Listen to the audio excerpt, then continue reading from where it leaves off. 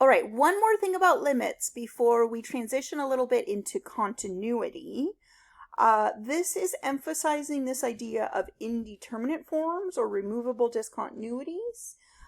We want to look at limits and decide the value of constants that will make them exist or not exist.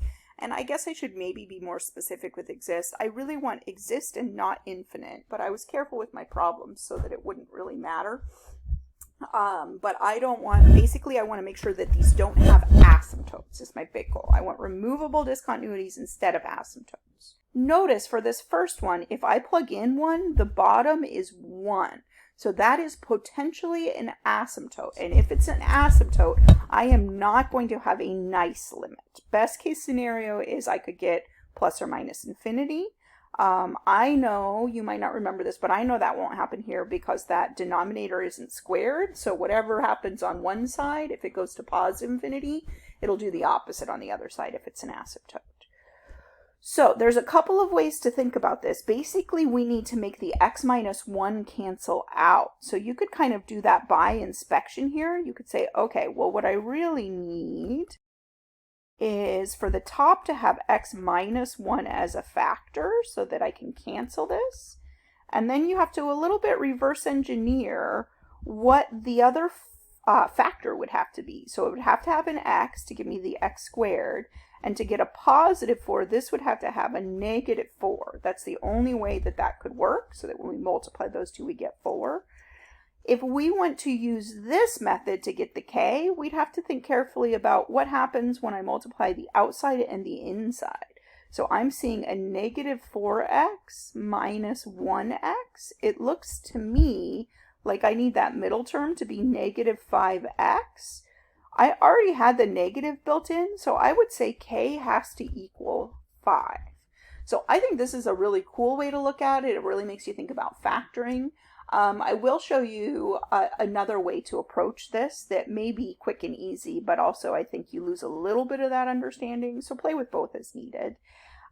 We really want to make this a 0 over 0. So just like when I said if I plug in 1, I get 0 in the bottom, I can look at what happens when I plug 1 in on the top, and I get 1 minus k plus 4, which is 5 minus k.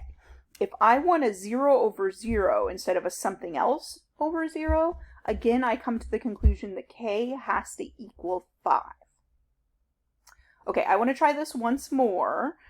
Feel free to pause and try this one on your own. It's a little different, but it's the same thinking. It's the same idea. I would like to figure out what value of k makes this limit exist, and this is an interesting one because k is not only in the denominator, but it's also right here. It's the value that our x is approaching. So if we plug k into the bottom, we do get 0. Again, I want to first approach this as trying to see how factors would cancel out, but not all of these are rational, so I'll give you other tools as well. Something similar comes up in the continuity stuff we're about to do. I can see that the top will factor. So the top factors into an x plus 3, x minus 3.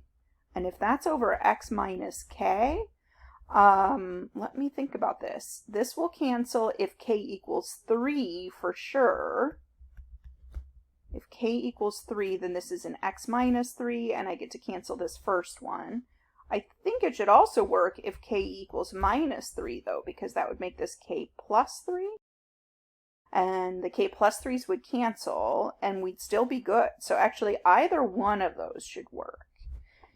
If we, again, want to look at this as, like, how do we make the fraction 0 over 0 instead of anything else over 0?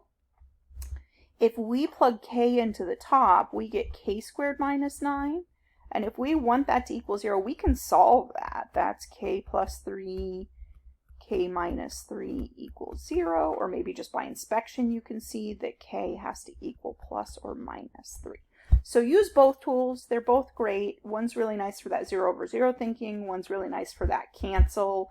And imagine a hole in the graph, removable discontinuity. So play around.